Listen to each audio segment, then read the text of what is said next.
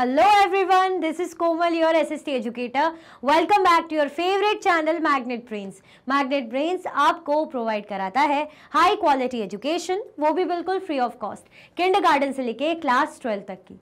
CBSE board के courses के साथ साथ आपको अदर स्टेट बोर्ड के भी कोर्सेज अवेलेबल है इन हिंदी मीडियम, जैसे कि UP board, Bihar board, Delhi board के कोर्सेज प्रॉपर सिस्टमैटिक वे में। कोई दिक्कत परेशानी आपको नहीं होगी। डेली प्रैक्टिस सेट्स के क्वेश्चंस भी मिलेंगे, प्रैक्टिस भी करते जाइएगा। ई बुक्स और ई नोट्स की लिंक आपको डिस्क्रिप्शन बॉक्स में अवेलेबल है, तो भटकने की बात नहीं बनती है। आज हमारा टॉपिक क्या है? Physical division. इंडिया के बारे में पढ़ रहे हैं, आर कंट्री इंडिया, तो हम इंडिया का क्या देखेंगे भाई? फिजिकल डिवीजन देखेंगे। क्लियर? फिजिकल डिवीजन जैसे माउंटेन्स हो गया, रिवर्स हो गए, रिवर वैलीज हो गई, प्लेट्यूज हो गए, है ना, प्लेन्स, आइलैंड्स, ये सब हम देखने वाले हैं। अच्छा, ये सब तो देखेंगे। सबसे पहले तो आप क्या कर दो, लाइक शेयर कर दो। उसके बाद लास्ट क्लास में जो पढ़ा था उसको रिवीजन करेंगे, क्योंकि बहुत इंपॉर्टेंट था, ठीक है, जो कि इन जनरल भी आपको नॉलेज होना चाहिए। सिर्फ ऐसा नहीं कि एग्जाम पास करना है, 6th क्लास का टॉपिक है तो पढ़ना है, पास करना है, नहीं, वैसे भी आपको पता होना चाहिए। हमेशा के लिए आपके दिमाग में बात सेट रहनी चाहिए बेसिकली, ठीक है। तो लास्ट क्लास में हम क्या देख रहे थे? एडमिनिस्ट्रेटिव सेटिंग इंडिया की, लोकेशनल सेटिंग बेसिकली इंडिया की देखी जा रही थी कि लोकेशन वाइज इंडिया कैसे कैसे क्या है, उसकी नेबरिंग कंट्रीज़ क्या है ना, क्या स्टैंडर्ड टाइम हम लेते हैं इंडिया का, ठीक है। अगर हम बात करें मैंने अर्थ की, तो इंडिया कौन से हेमिस्फीयर में मिलता है, कौन सा जो लैटिट्यूड है इंपॉर्टेंट इंडिया से होकर गुजरता है ना, याद है कि भूल गए? कितने टोटल स्टेट्स हैं, कितनी यूनियन टेरिटरीज हैं, इंडिया की कैपिटल क्या है नेशनल, याद है? चलो एक बार रिवाइज करते हैं। हमने क्या देखा था? लोकेशनल सेटिंग की बात करें तो लोकेशनल सेटिंग में हमने देखा था इंडिया कहाँ मिलेगा हमें? नॉर्दर्न हेमिस्फीयर में। कहाँ मिलेगा इंडिया में? 0 डिग्री की इक्वेटर की लाइन है, ये नॉर्थ है, नॉर्थ पोल, ये साउथ पोल है, नॉर्थ पोल साउथ पोल है। तो इंडिया हमें, मैं डायमंड जैसे यहाँ बना देती हूँ क्योंकि डायमंड ये हमारा इंडिया, तो ये हमारा इंडिया। इस तरीके से नॉर्दर्न हेमिस्फीयर में हमें क्या मिलता है? इंडिया मिलता है। ऐसी रफली मैंने बनाया है। और हमने एक चीज़ और देखी थी कि इंडिया से क्या निकलता है, होके गुजरता है, ऑलमोस्ट 20 से ट्रॉपिक ऑफ कैंसर होके गुजरता है इंडिया से। ट्रॉपिक ऑफ कैंसर कितने डिग्री की है ये? 23.5, 23 डिग्री 30 नॉर्थ, 23 डिग्री 30 नॉर्थ किसके लिए यूज हो रही है? ट्रॉपिक ऑफ कैंसर के लिए। हमने पढ़ा है ना, tropic of cancer, tropic of capricorn, arctic circle, antarctic circle, पढ़ा है कि नहीं पढ़ा? ये सब हमने बहुत अच्छे से पढ़ा। ये सारे क्या है? हमारे इंपॉर्टेंट लैटिट्यूड्स हैं। तो हमें बोल रहे हैं कि इंडिया से 20 से होकर क्या गुजरती है? ऑलमोस्ट ट्रॉपिक ऑफ कैंसर गुजरती है। अगर हम ईस्ट और नॉर्थ जो है वेस्टर्न हेमिस्फीयर को 20 से डिवाइड कर दें, है ना, अगर हम ऐसे डिवाइड कर दें 20 से, इस तरफ ईस्ट है, सॉरी इस तरफ वेस्ट है, इस तरफ ईस्ट है, तो हमें बताना है कि इंडिया किस हेमिस्फीयर में आता है। यहाँ तो हमने देख लिया नॉर्दर्न हेमिस्फीयर में आता है। यहाँ पे अगर वेस्ट ईस्ट साइड की बात करें तो इंडिया किस तरफ आता है? तो इंडिया ईस्टर्न साइड आता है। क्लियर? और क्या देखा था हमने इंडिया के बारे में? हमने देखा था कि इंडिया का जो वेस्ट से ईस्ट की तरफ काफ़ी स्ट्रेच्ड है इंडिया, तो टाइम में फ़र्क आता है ना, टाइम में प्रॉब्लम होती है। जैसे हम देखेंगे अगर अरुणाचल प्रदेश का टाइम तो ऑलमोस्ट 2 घंटे आगे चलेगा, ठीक है, अरुणाचल प्रदेश का टाइम 2 घंटे आगे चलेगा। किससे आगे चलेगा? इस साइड क्या आता है? राजस्थान। क्या आता है इस साइड? गुजरात। राजस्थान क्या आता है? तो गुजरात। इससे कितना चलेगा हमारा जो अरुणाचल प्रदेश है? 2 घंटे इसका टाइम आगे चलेगा। तो ये दिक्कत ना हो, परेशानी ना हो, तो क्या करा? एक स्टैंडर्ड टाइम, जिसको इंडियन स्टैंडर्ड टाइम भी कहा जाता है, इंडियन मेरिडियन टाइम, है ना, standard meridian time of India कितना है? क्या डिग्री है उसकी? 82 डिग्री 30 ईस्ट पे, 82 डिग्री 30 ईस्ट पे कहा जाता है उसको। इंडिया का क्या है? वो स्टैंडर्ड टाइम है, इंडियन स्टैंडर्ड टाइम, IST भी जिसको शॉर्ट फॉर्म में लिखते हैं इस तरीके से, जैसे हमारा इंडिया है ना, तो ऐसे जाएगा यहाँ से इस तरीके से। कितना ये? 82 डिग्री 30 ईस्ट क्या है? इंडियन स्टैंडर्ड टाइम, ताकि भाई एक स्टैंडर्ड टाइम पॉसिबल वो बना रहे। फिर हमने क्या देखा था? इंडिया की नेबरिंग कंट्रीज। ऑलमोस्ट हमने देखी थी 7 इंडिया की नेबरिंग कंट्रीज है। देखी थी भूटान हो गई, म्यांमार हो गई, है ना, पाकिस्तान हो गई, तिब्बत हो गई, चाइना हो गई, ये सब देखा था कि नहीं देखा था? और भी थी। हमने क्या देखा था? ये पुराना याद करो, इस तरफ अरेबियन सी है, इस तरफ बे ऑफ बंगाल है, नीचे हमें इंडियन ओशन देखने को मिलता है। हमने ये भी देखा था कि इंडिया का अगर पॉलिटिकल वे में देखे, एडमिनिस्ट्रेटिव वे में देखे, तो इंडिया कितने स्टेट्स में डिवाइडेड है? इंडिया कितने स्टेट्स में डिवाइडेड है और कितनी यूनियन टेरिटरीज में? अभी के अभी कमेंट में मुझे बताओ, इंडिया में टोटल कितने स्टेट्स हैं? स्टेट्स कितने, यूटीज यानी यूनियन टेरिटरीज कितनी, ये आप मुझे कमेंट में बताएंगे क्योंकि इंपॉर्टेंट है, पता होना चाहिए। एक इंपॉर्टेंट चीज़ हमने ये भी देखी थी कि जो इंडिया है, इंडिया को कैसे, इंडिया में जो स्टेट्स है कैसे डिवाइड करें, लैंग्वेज के बेसिस पे, है ना। बोलते हैं ना गुजराती, गुजरात में गुजराती, पंजाब में पंजाबी बोली जाती, तो हम बोलते हैं ना क्यों स्टेट वाइज इस तरीके से डिवाइड करके रखा हुआ है। अब कैसे डिवाइड करें, कितना है, स्टेट्स कितने हैं टोटल, यूटीज कितनी है, वो आप मुझे कॉमेंट में बताएंगे, ठीक है, भूलना नहीं। अब आज का देखते हैं टॉपिक जो है हमारा physical division. India is marked by a diversity of physical features such as mountains, plateaus, plains, coast and island. India में क्या है, इंडिया में हमें ऐसा नहीं है कि इंडिया का हमारा जो इंडिया है सिर्फ माउंटेन ही माउंटेन है, सिर्फ प्लेट्यूज ही प्लेट्यूज है।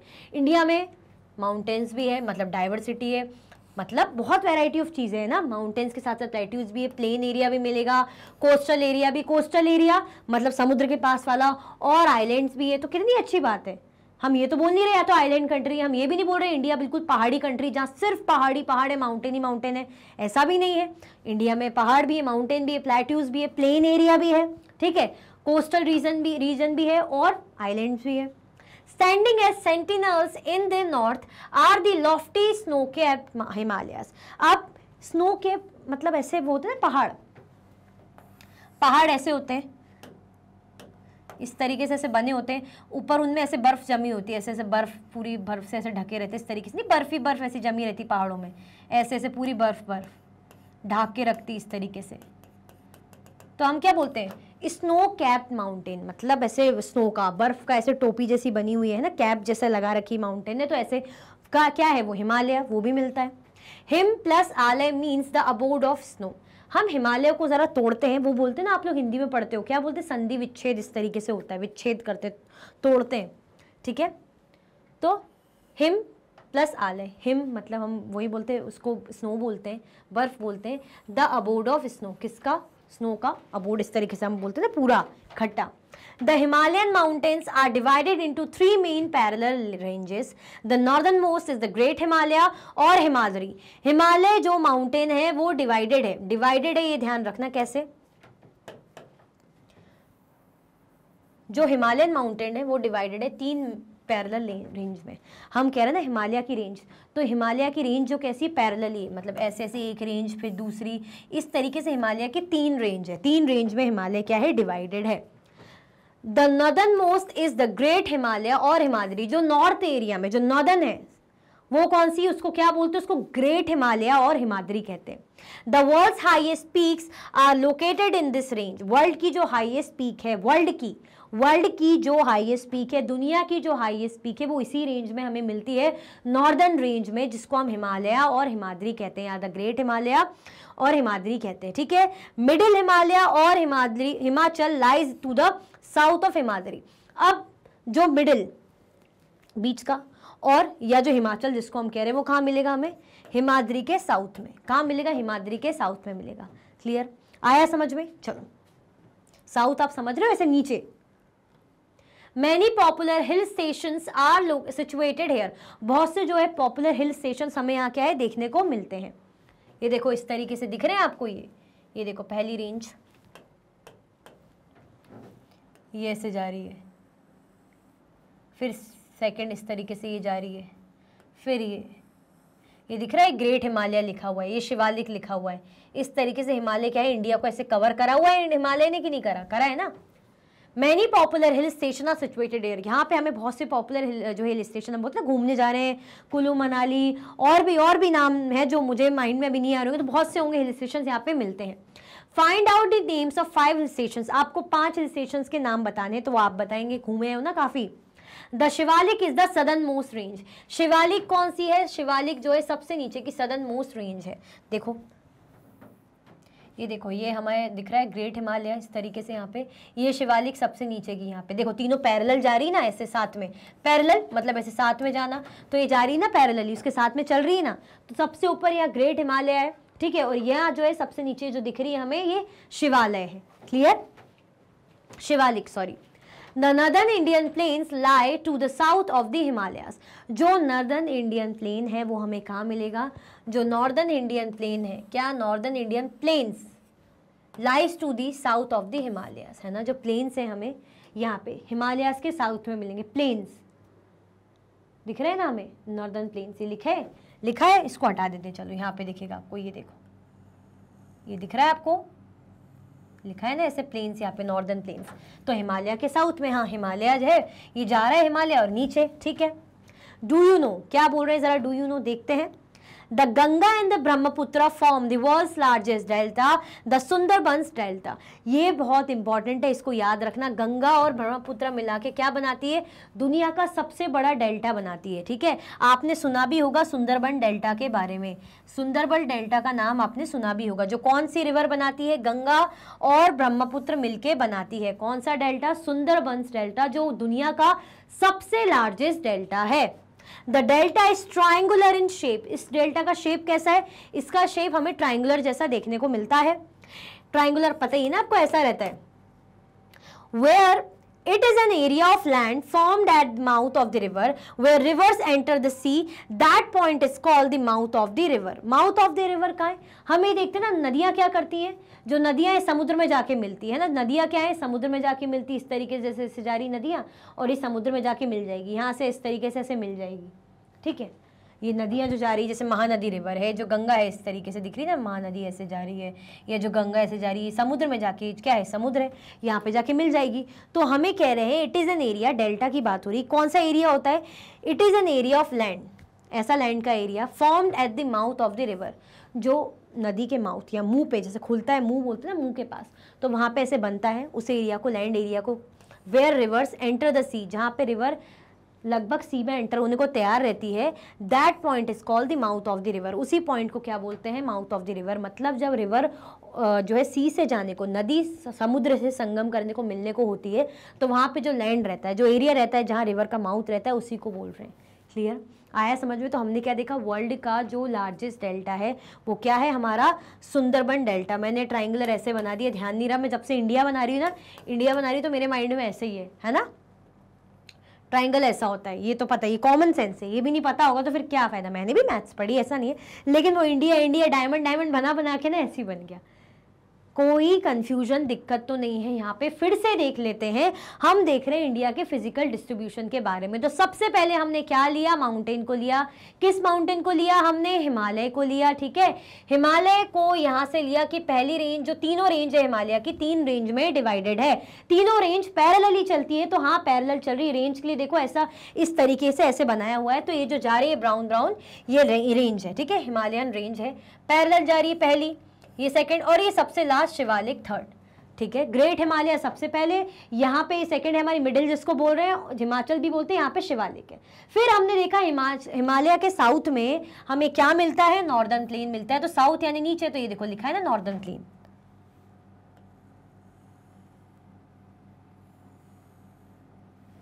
इस तरीके से। क्लियर आया समझ में, कोई कंफ्यूजन दिक्कत तो नहीं है। चलो, they are generally level and flat. These are formed by the alluvial deposits let down by the rivers, the Indus, the Ganga, the Brahmaputra and their tributaries.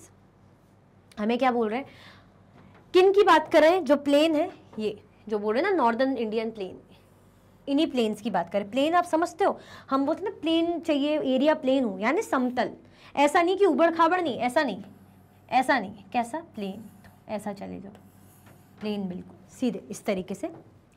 They are generally level and flat, मैंने बताया ना level रहते हैं, flat रहते हैं, plane. जैसे मैं उनकी प्लेन है, अब मैं ऐसे उठा दूंगी तो ऊपर नीचे नहीं होगा, हम बोलते हैं रोड बिल्कुल प्लेन है, फ्लैट, तो इस तरीके से। तो they are generally level and flat, these are formed by the alluvial deposit. ये कैसे बनते हैं, जो एलुवियल डिपॉजिट होता है, एलुवियल डिपॉजिट देखते हैं क्या है तब समझ में आएगा। These are very fine soils, ये कैसी है सॉइल, हम बोलते हैं एलुवियल सॉइल, आपने सुनी होगी, तो बहुत ही बढ़िया सी सॉइल रहती है। Brought by reverse and deposited in the river basin. इनको कौन अपने साथ लेकर आती है, देखो पानी आता है नदियों का, तो ऐसा तो है नहीं, बिल्कुल साफ पानी आता है, पानी में कुछ मिलावट नहीं होती, बिल्कुल आपको क्रिस्टल क्लियर वाटर दिखता है ना, कि नीचे दिख रही मछलियां कितनी, पत्थर कौन से, ऐसा तो नहीं है। पानी कैसे दिखता है, नदी, पता है नदी, लेकिन काफी चीजें उसके साथ मिक्स होकर आती, पार्टिकल्स, डस्ट, जो भी चीजें मिक्स होकर आती, सैंड, मिट्टी, तो ऐसे ही जो डिपॉजिट होता है इकट्ठा हो जाता है, तो कौन सी सॉइल रहती है, वो एलुवियल सॉइल रहती है। And deposited in the river basin, river के बेसिन में डिपॉजिट हो जाती है, इकट्ठा हो जाती है। तो यही alluvial deposit laid down by the rivers, rivers के द्वारा होती है। जैसे कौन कौन रिवर हो गई, इंडस हो गई, गंगा हो गई, ब्रह्मपुत्रा और उसकी ट्रिब्यूटरीज। ट्रिब्यूटरीज मतलब सहायक नदियां। अभी ट्रिब्यूटरीज क्या है, जरा इसको भी देख लो। A river or stream which contributes its water to a main river by discharging it into main river from either side। क्या होता है, जो जैसे रिवर जा रही है, ये नदी जा रही है, इस तरीके से बनाते हैं।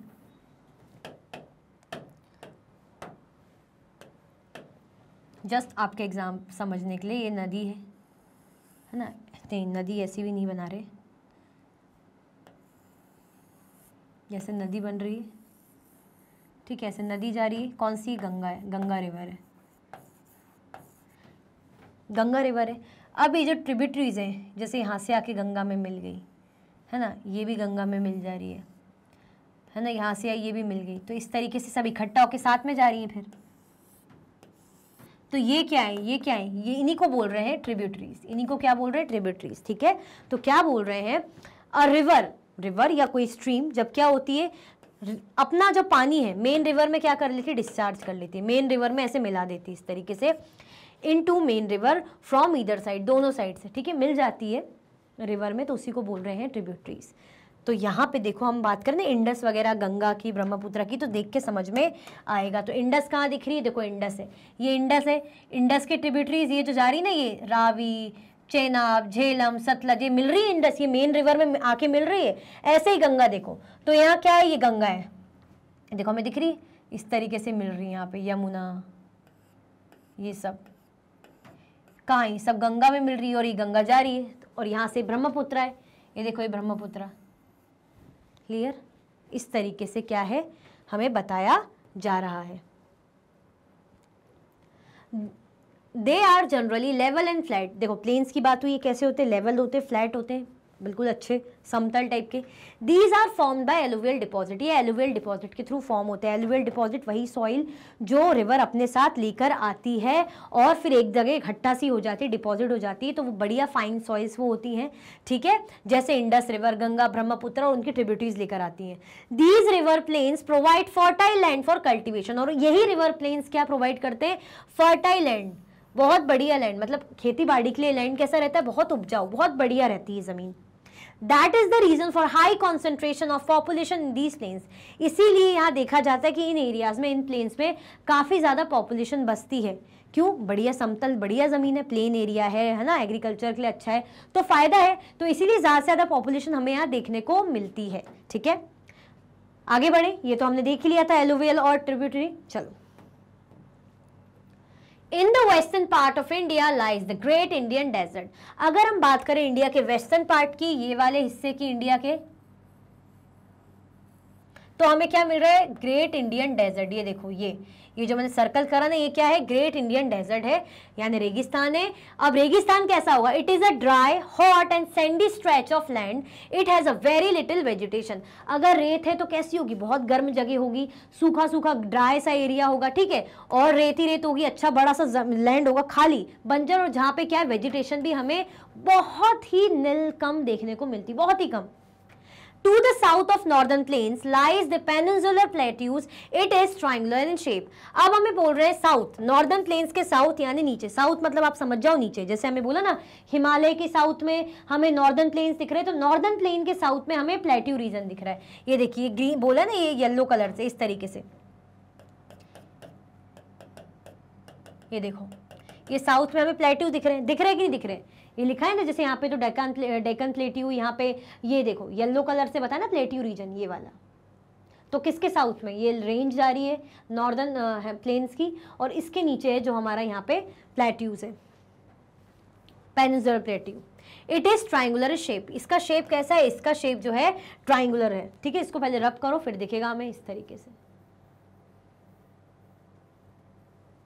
ये देखो प्लेट्यू रीजन ये येलो येलो है पूरा, हमें बोल रहे हैं कैसा है, ट्रायंगुलर शेप का, इस तरीके से। देखो दिख रहा है आपको, दिख रहा है कि नहीं दिख रहा, क्लियर हुआ कि नहीं हुआ, आया समझ में। चलो the relief is highly uneven, relief जो है अनइवन रहती है, ऐसे सेम ऐसे फ्लैट इस तरह की नहीं रहती, अनइवन, ऊपर नीचे ऊपर खाबर सी। This is a region with numerous hill range and valleys, और इस एरिया में काफ़ी सारे हमें जो रेंज मिलेगी और वैलीज मिलेगी। Aravalli hills one of the oldest ranges of the world border it on the north west side, हमें अरावली रेंज यहाँ पे मिलेगी, तो कैसी रहेगी, अनइवन, इस तरीके से। अनइवन मतलब वैली ऐसे रहती है ना, ऐसी वैलीज, पहाड़, हिल्स छोटे छोटे, तो ये अरावली रेंज जो हमें दिख रही है ना यहाँ पे, नॉर्थ वेस्ट, ये हमारा नॉर्थ है, वेस्ट में, तो यहाँ के एरिया क्या है, नॉर्थ वेस्ट वाला एरिया हो गया, नॉर्थ वेस्ट वाला एरिया होगा, तो यहाँ पे हमें अरावली रेंज दिख रही कि नहीं दिख रही, तो ये वर्ल्ड की क्या है, सबसे पुरानी रेंज है। The Vindhyas and the Satpura are the important ranges, Vindhyas और सतपुरा क्या है, ये इंपॉर्टेंट रेंज है। तो विंध्यास क्या है, तो विंध्यास यहाँ है, ये देखो, ये सतपुरा है, सतपुरा रेंज है, ठीक है। ये कहाँ है, सब प्लेट्यूज के अंदर है ना, पेनिनसुलर प्लेट्यू में है कि नहीं, देखो येलो येलो, ये क्लियर आया समझ में कि नहीं आया। हमने देखा, सबसे पहले हमने हिमालय का देख लिया, उसके बाद हमने नॉर्दर्न प्लेन्स का देख लिया, अब उसके साउथ में हमारे पास है कि पेनिनसुलर प्लेट्यू है, जो कैसे शेप का है, जो है ट्रायंगुलर शेप का, ठीक है। यहाँ पे हमें हिल्स, रेंजेस, वैलीज देखने को मिलेगी, जैसे वर्ल्ड की जो ओल्डेस्ट है वो है अरावली रेंज, फिर विंध्या रेंज, हमें यहाँ इंपॉर्टेंट सतपुरा रेंज भी यहाँ मिलती है। हमने देखा कि यहाँ पे वेस्ट साइड में हमें ग्रेट इंडियन डेजर्ट यानी रेगिस्तान जो बोलते हैं वो देखने को मिल रहा है। कैसा है, ड्राई हॉट रीजन होता है, एरिया होता है जहाँ पे बिल्कुल निल वेजिटेशन होती, मतलब बहुत ही लिटिल, बहुत ही कम। क्लियर आया समझ में कि नहीं आया, कोई कंफ्यूजन, दिक्कत तो नहीं। हम क्यों पढ़ रहे हैं इंडिया का फिजिकल डिस्ट्रीब्यूशन, तो फिजिकल मैंने बताया था आपको, जैसे माउंटेन, रिवर, वैलीज, प्लेट्यूज, ये सब ही पढ़ेंगे, तो ये सब हम पढ़ रहे हैं। चलो, the river Narmada and Tapi flow through these ranges, जो नर्मदा है और तापी रिवर है, कौन सी, नर्मदा, देखो पहले देख ही लो किस रेंज, इस रेंज की बात हो रही है ना, सतपुरा, और किसकी बात कर रहे हैं हम यहाँ पे, विंध्या की, तो देखो दिख रही है आपको, ये जा रही है, ये नर्मदा रिवर है और ये रही तापी, देख रहे हो आप, एरो ऐसा बना है, ये देखो, मैं इसको हटा देती हूँ, आपको एरो दिखेगा, ये देखो, ये पतला सा ऐसे एरो है, ठीक है, यानी इस तरफ जा रही है रिवर, इस तरफ का बहाव है, इस तरफ, यानी ये अरेबियन सी में जाके मिलेगी। ये कैसी रिवर है, ये वेस्ट फ्लोइंग रिवर है, जो वेस्ट साइड बहती है। मैंने भी आपसे कहा था ना, याद रखना अरेबियन सी और बे ऑफ बंगाल, वेस्ट और ईस्ट याद रखना, क्योंकि रिवर का भी आप फ्लो देखोगे कि कौन सी नदियां कहाँ बहती है। तो नर्मदा और तापी कैसी रिवर है, जो हमें दिख रही है वेस्ट फ्लोइंग, वेस्ट की तरफ जाएगी, इस तरफ बह जाएगी जो। These are west flowing rivers that drain into Arabian Sea, मतलब ये ऐसी नदियां हैं जो वेस्ट साइड से बहती हैं, इस साइड आती हैं और अरेबियन सी में जाके मिल जाती हैं। यहाँ पे ऐसे मिल जाती होगी, अरेबियन सी में मिक्स हो जाती होगी, क्योंकि नदी को समुद्र से मिलना रहता है। तो क्या है, ये इंपॉर्टेंट रेंज है, कौन सी, सतपुरा और Vindhya range. The western Ghats और Sahyadri border the plateau in the west and the eastern Ghats provide the eastern boundary. हमें बोल रहे हैं जो वेस्टर्न घाट्स है और सह्याद्री। अब जो वेस्टर्न घाट्स है, ये देखो, ये वेस्टर्न घाट से और ये ईस्टर्न घाट से, ये दिख रहा है, ये ईस्टर्न घाट है, ये वेस्टर्न घाट है, और सह्याद्री, वेस्टर्न घाट को सह्याद्री भी कहते हैं। Border the plateau in the west and the eastern Ghats provide the eastern boundary, एक तरीके से बाउंड्री प्रोवाइड कर देते हैं, ऐसा लग रहा है ना, बाउंड्री। ये देखो, ये देखो, अभी समझ में आएगा। ये प्लेट्यूज येलो येलो सिर्फ इतना है, ये प्लेट्यू सिर्फ इतना येलो येलो, यहाँ पे भी ये देखो, तो ऐसा लग रहा है ना सिर्फ बाउंड्री मिल रही है, इतना इतना प्लेट्यू बीच में, और ये बाउंड्री जैसा इसको कवर्ड करके रखा है इस तरीके से, ठीक है। While the western Ghats are almost continuous, the eastern Ghats are broken and uneven. जैसे कि हमें देखने को मिल रहा है जो वेस्टर्न घाट से वो कंटिन्यूसली चल ही रहे, ये देखना ऐसे, कोई रुकाव नहीं, कोई कट नहीं है, देखो ऐसे यहाँ से यहाँ तक लगातार है ना, दिख रहा है, नहीं दिख रहा बिल्कुल। लेकिन जो ईस्टर्न घाट है, ईस्टर्न घाट यहाँ से इतना, फिर यहाँ से इतना, फिर यहाँ से इतना, ये क्या है, टूट रहा है इस तरीके से। तो वेस्टर्न घाट्स क्या, कंटिन्यूस एक ही फ्लो में इस तरीके से जा रहे हैं ना, कोई बीच में कट नहीं इस तरीके से, है ना। और ये देखो, यहाँ पे ब्रेक हुआ, यहाँ पे ब्रेक हुआ, यहाँ पे इस तरीके से। क्लियर हुआ, आगे बढ़े, चलो। The plateau is rich in mineral like coal and iron ore. Plateaus में हमें क्या मिलता है, प्लेट्यूज में हमें मिनरल्स मिलते हैं, जैसे कोल और iron ore. To the west of the western Ghats and the east of the eastern Ghats lie the coastal plains।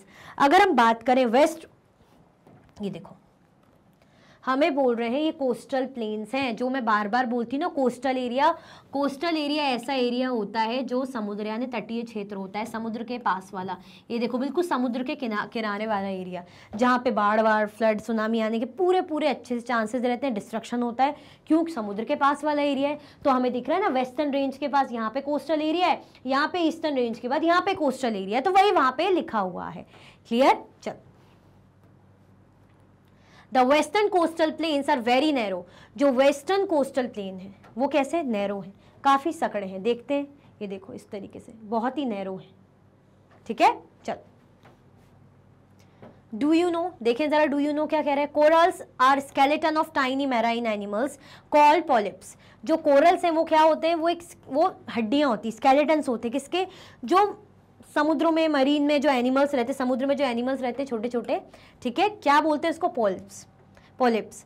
When the living polyps die their skeletons are left. जब वो जो polyps रहते हैं living, है ना, जब मर जाते हैं तो उनकी जो हड्डियां हैं वो रह जाती हैं। Other polyps grow on the top of the hard skeleton which grow higher and higher, thus forming the coral island. और कोरल आइलैंड कैसे बनता है? जैसे जो पॉलिप्स हैं, इनकी जो स्केलेटन है, अब जो लिविंग पॉलिप्स हैं मर गए, ठीक है, उनकी स्केलेटन में और नए नए पॉलिप्स बढ़ते जाते हैं। इसी के कारण क्या ग्रो होता है? फॉर्म होता है कोरल आइलैंड। इसी के थ्रू क्या बनते हैं? इसी के थ्रू बनते हैं कोरल आइलैंड। तो देखो ये कोरल आइलैंड है, ये देखो, ठीक है।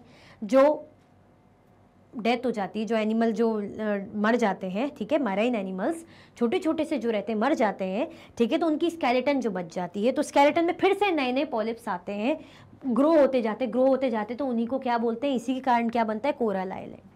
क्लियर? चल। The eastern coastal plains are much broader, there are number of east flowing rivers. जो ईस्टर्न कोस्टल प्लेन है, अभी देखेंगे वो क्या है? वो ब्रॉडर है, क्योंकि वेस्टर्न हमने देखा थोड़ा सा सकड़ा है, नैरो है। नैरो मतलब सकड़ा, ब्रॉडर यानी थोड़ा चौड़ा, अच्छा, broad. Number of east flowing rivers है। अभी हमने देखी थी वेस्ट फ्लोइंग रिवर्स, यानी जो अगर हमारा इंडिया है, हमारा इंडिया मैंने बनाया था ऐसे, तो इंडिया के इस साइड जो है अरेबियन सी, तो वेस्ट, यहाँ पे ईस्ट, तो यहाँ से बह रही थी ना, इस तरफ था ना एरो, नर्मदा और तापी के लिए, यानी कैसी रिवर थी? West flowing rivers. तो ईस्ट फ्लोइंग रिवर्स भी होंगी। जब वेस्ट फ्लोइंग रिवर्स हैं जो अरेबियन सी में जाके मिल रही, तो भाई नदियां बे ऑफ बंगाल में भी तो जाएंगी। वो थोड़ी बोलेंगी कि बस तुम ही जा रही हो और हम कहीं ना जाएं, वो भी जाएंगी। The rivers Mahanadi, Godavari, Krishna and Kaveri drain into the Bay of Bengal. कौन सी रिवर हो गई? महानदी हो गई, गोदावरी हो गई, कृष्णा हो गई, कावेरी हो गई। किस में जाती है? ये बे ऑफ बंगाल में जाके बह जाती, मिल जाती। देखो दिखेगी हमें, देखते हैं,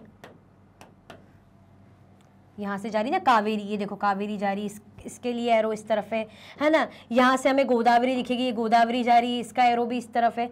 तो ये सब क्या है? ये महानदी जा रही है। ये सब कहाँ मिल रही है? सब मिलके यहाँ जाएगी ना बे ऑफ बंगाल में।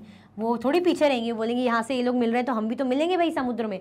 तो यहाँ से ये कैसी रिवर है? ये ईस्ट फ्लोइंग रिवर्स है, ध्यान रखना। और नर्मदा तापी, इसका एरो इस तरफ है, वेस्ट फ्लोइंग रिवर है। वेस्ट फ्लोइंग रिवर यानी इस तरफ ये अरेबियन सी में मिलती है। ईस्ट फ्लोइंग रिवर यानी बे ऑफ बंगाल में, बंगाल की खाड़ी में जाके मिल जाती है।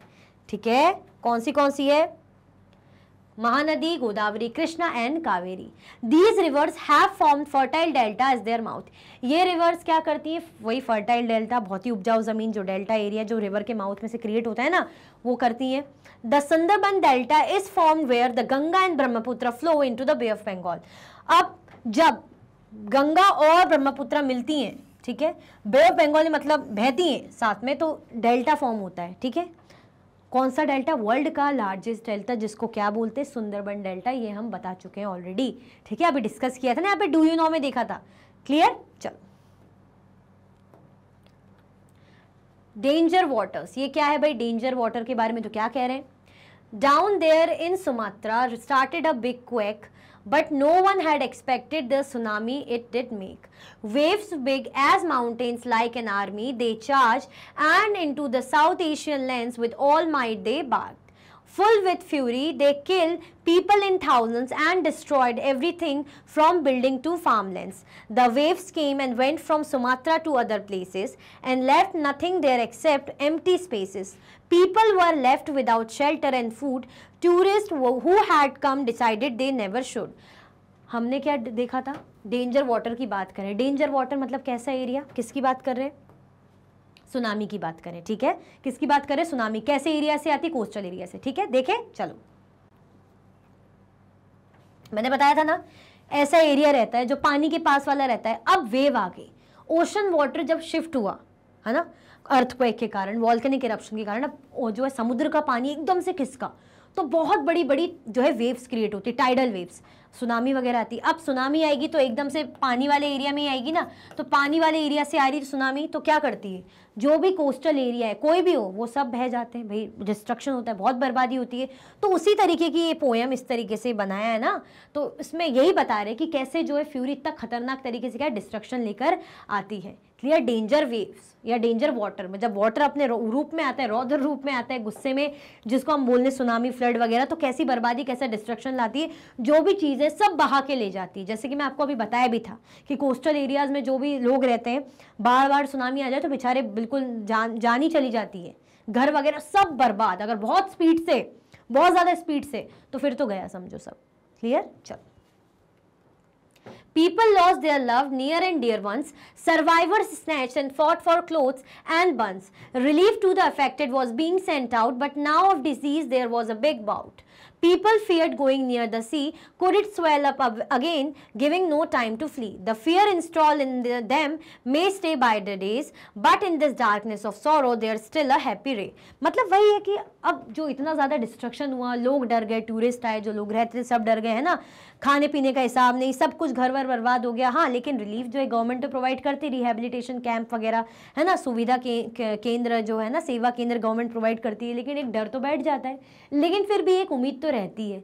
ठीक है, लोग होता है ना कि अरे समुद्र के पानी से भाई सुनामी आ गई, तो डर बैठ जाता है, लेकिन वो कुछ टाइम से रहता है, उसके बाद चीज़ें, अब वो क्या करें, वो तो जो है नेचुरल आपदा है, उसका क्या कर सकते हैं, एकदम से बेवजह कोई कर तो है नहीं रहा, तो कब आ जाए कब नहीं है कौन कह सकता है, लेकिन डर तो लगता है, बर्बादी भी होती है, लेकिन चीज़ें नॉर्मल भी होती है कुछ टाइम बाद।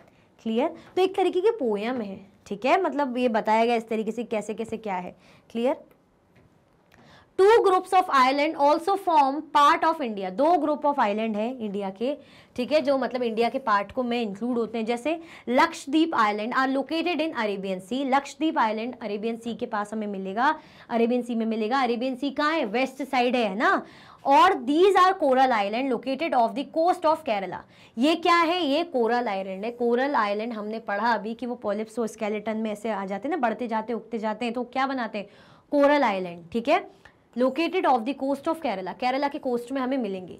The Andaman and Nicobar island lie to the south east of India, mainland in the Bay of Bengal. और कौन सा, जो अंडमान और निकोबार आइलैंड है वो कहाँ मिलेगा, south east of India, India के साउथ में और ईस्ट साइड में, नीचे में और ईस्ट साइड में, ईस्ट डायरेक्शन में, ठीक है, bay of Bengal. Do you know which group of island were affected by the tsunami in 2004?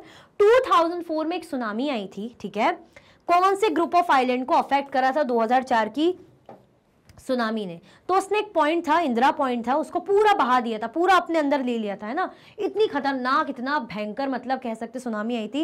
ये आई थी अंडमान एंड निकोबार आइलैंड में, ठीक है, कहाँ आई थी, अंडमान एंड निकोबार आइलैंड में आई थी। क्लियर, आया समझ में कि नहीं आया? चलो, तो हमें बोल रहे हैं लक्षद्वीप देखना है हमें, तो देखते हैं।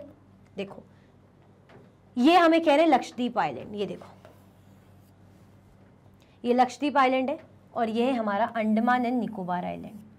क्लियर, इन्हीं की बात हो रही है। लक्षद्वीप आइलैंड अरेबियन सी का पार्ट है, यहाँ पे दिख रहा है। Andaman and Nicobar Bay of Bengal का पार्ट है, यहाँ मतलब बे ऑफ बंगाल के यहाँ पे इस साइड हमें दिख रहा है।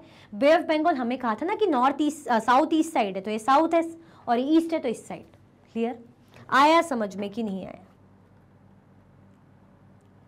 ठीक है, दो ग्रुप ऑफ आइलैंड, ये भी पढ़ा हमने। ये सब क्या है, फिजिकल डिवीजन जो हमारी इंडिया का उसका पार्ट है। Find out through newspaper reports and by speaking to people how in different ways people face this challenge when tsunami struck the Indian coast. Tsunami is a huge sea wave generated due to earthquake on the sea floor. मैं अभी just आपको बताया था कि tsunami कैसे आती है। जैसे जब अर्थक्वेक आता है ना, अर्थक्वेक आता है तो एकदम से जो ओशन वाटर शिफ्ट होता है और लगभग 700 किलोमीटर प्रति घंटे की रफ्तार से, 900 किलोमीटर प्रति घंटे की रफ्तार से, पर आवर की स्पीड से ये वेव्स चलती, इतनी भयंकर तरीके से चलती है कि जो भी रास्ते में जो भी चीज़ आती सब बह जाता है, गाड़ी घर वर सब तहस नहस हो जाता है।